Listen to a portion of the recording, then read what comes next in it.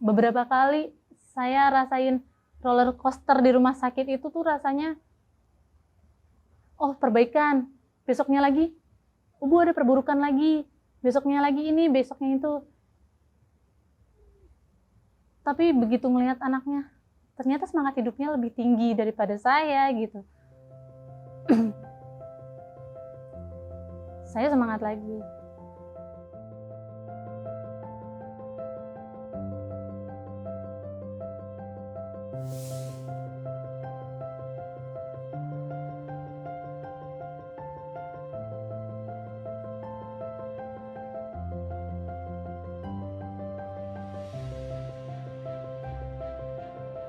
Perkenalkan, nama saya Nurul Hadi Septiani, saya ibunda dari Aufa Sabiah Hanifah Wibisono, anak kedua dari kehamilan saya yang ketiga.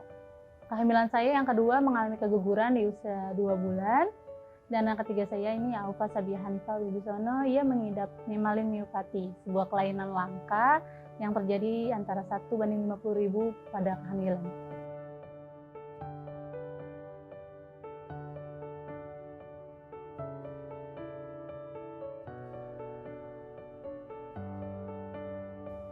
Dokter sempat mengira Aufa itu sakit kelainan genetik, karena setelah kami menceritakan kasus kakaknya dulu, lalu apa yang terjadi sama Aufa, kok ada benang merahnya. Setelah clinical meeting beberapa kali dengan para dokter, dokter menyarankan kita untuk tes genetik Aufa.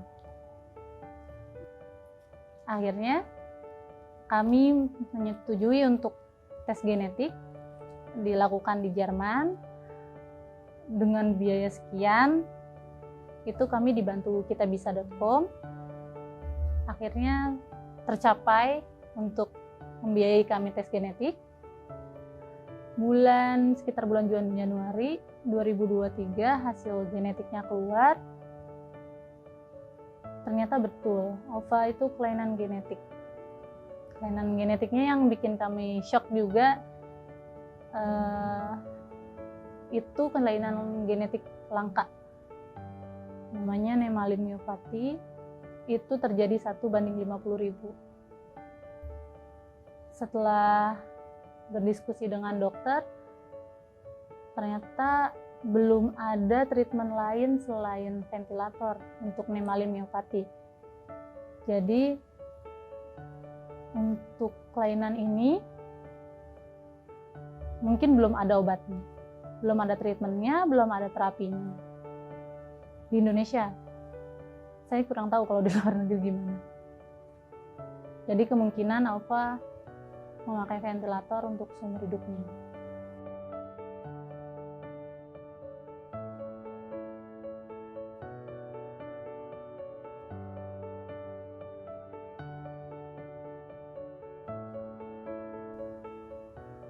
Ada diagnosa yang paling berat buat saya dan suami itu ketika dokter menyatakan Aufa mati batang otak.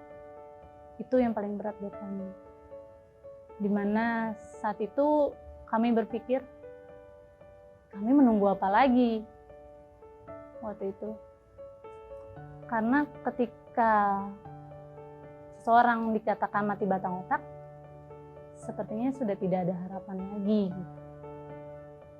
Namun mati batang otak itu harus ada tes lagi sampai valid dia mati batang otak. Dari 2 hari dikatakan mati batang otak, Aufa mulai gerak-gerak tangannya, kakinya mulai ada respon batuk. Jadi dokter mencabut lagi diagnosa itu. Tapi dari situ dokter masih belum ketemu kenapa ya masih belum bisa lepas ventilator saat itu. Infeksinya Aufa juga dikatakan masih belum sembuh, sudah diganti antibiotiknya, masih infeksi aja gitu. Lalu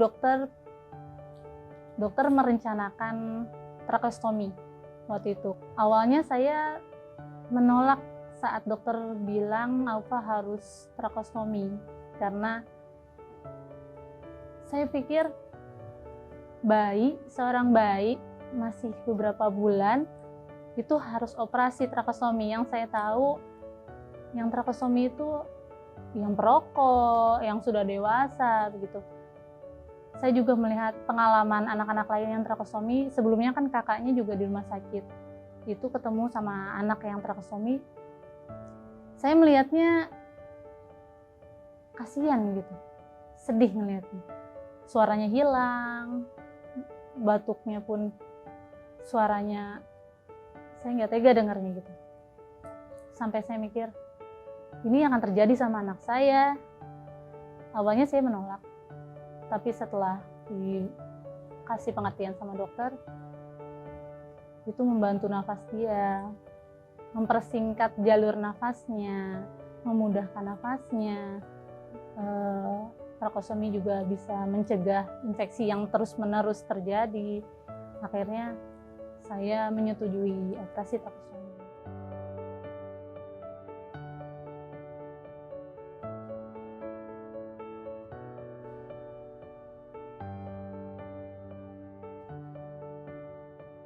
Awalnya Aufa masuk rumah sakit tuh sebenarnya saya sempat flashback lagi ke kakaknya waktu dulu di rumah sakit. Sempat kepikiran apakah Aufa akan bernasib sama kakaknya, berakhir di rumah sakit, pulang dengan hanya nama.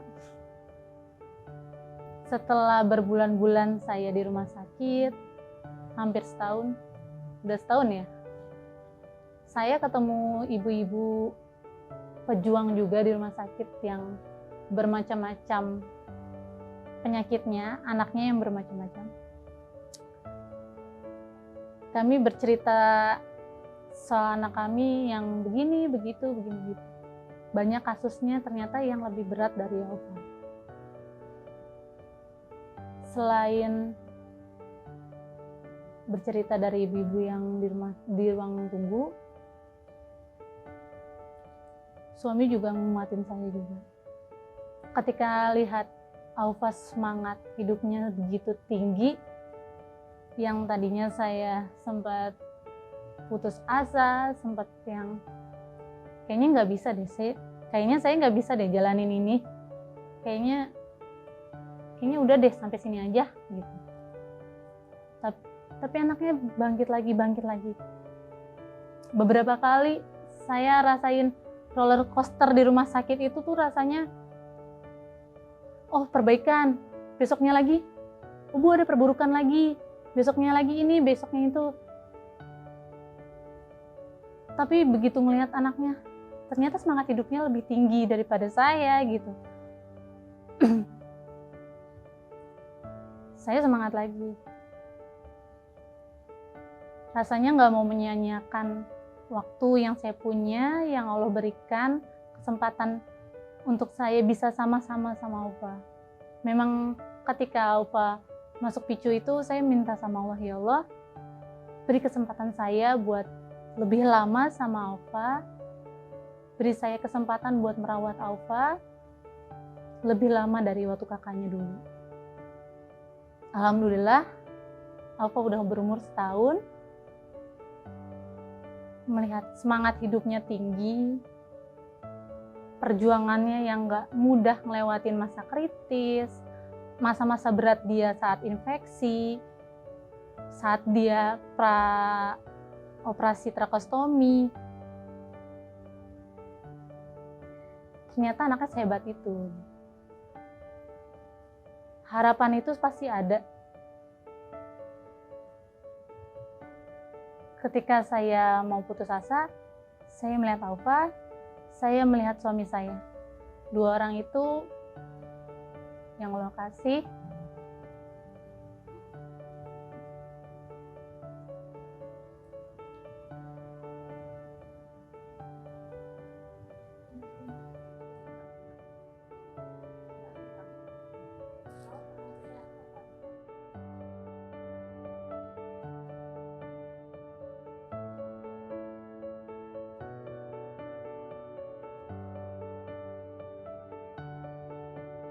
Di balik pengalaman berat saya yang sudah setahun ini, alhamdulillah dukungan-dukungan tuh banyak banget dari teman-teman yang mengenal saya, bahkan yang tidak mengenal saya pun juga berdatangan. Saya juga mengucapkan banyak terima kasih buat dukungan teman-teman semua, dari teman kerja, dari teman di lingkungan rumah, terutama juga dari keluarga, itu sangat mendukung sekali. Dan dari teman-teman komunitas juga banyak yang membuat saya bangkit lagi, dari cerita-cerita ibu-ibu yang lain, termasuk grup Trichosomic Care. Jadi saya juga bergabung di komunitas Indonesia Rare Disorder, di mana isinya anak-anak dengan kelainan langka. Di situ juga saya mendapatkan support bahwa saya nggak sendiri di dunia ini dengan penyakit langka ini gitu. Ada anak-anak lain yang memiliki kelainan langka juga, yang tidak seberuntung anak-anak lain. Itu juga membentuk support buat saya. Terutama dukungan dari suami yang membantu. Paling sering sih suami menenangkan ya. Karena saya yang tipe meledak-ledak, suami yang bisa menenangkan. Ketika anak saya mendapat diagnosis seperti ini, suami yang menenangkan. Ketika saya merasa putus asa, merasa kayaknya udah nggak ada harapan, merasa terpuruk, ketika saya merasa nggak ada jalannya, suami yang menguatkan saya, mengisi saya, menenangkan. Walaupun beberapa bulan ini suami nggak ada di rumah sakit, tapi dia berusaha hadir secara non fisik, mungkin secara doanya, secara dukungan di chat, di telepon.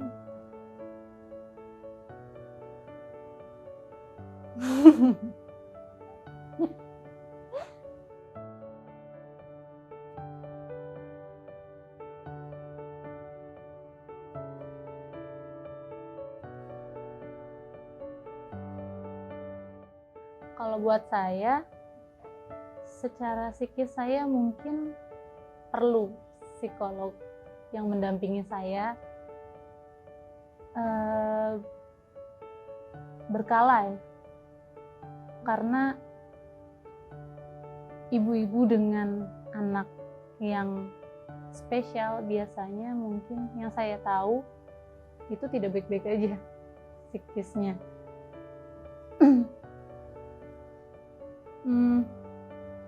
Butuh tempat bercerita, tempat sharing, bahwa saya tidak sendiri, itu yang paling penting. Dan dukungan teman-teman buat bantu beli ventilator itu juga mendukung banget gitu.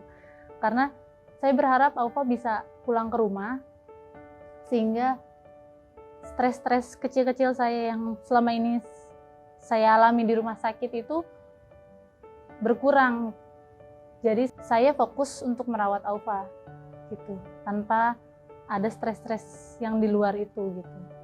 Selain support dari komunitas, dari keluarga, dari suami, sebenarnya saya sendiri dan mungkin para orang tua yang memiliki anak-anak spesial yang sama butuh dukungan dari pemerintah, dari secara sarana, dari prasarananya.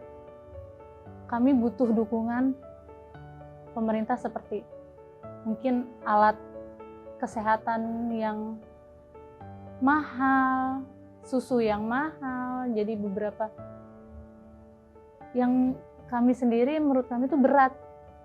Contohnya Aufa yang alergi susu sapi berat, itu membutuhkan susu khusus, di mana satu kaleng 400 gram itu seharga 500.000. Menurut kami itu itu sudah berat gitu.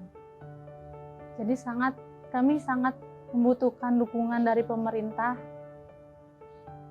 untuk orang tua seperti kami.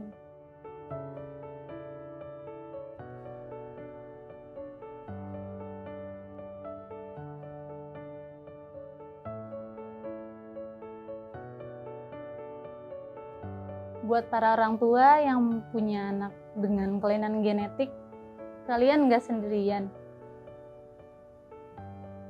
Kalian punya keluarga di luar sana yang juga memiliki anak spesial juga. Jangan berhenti berharap selama anak itu masih ada bersama kita. Rawat, dukung anaknya, syukuri yang ada. Saya mengutip dari kata-kata Dr. Dimas Noval selaku penanggung jawab AUFA. Beliau pernah bilang, langkah besar juga butuh support system yang besar.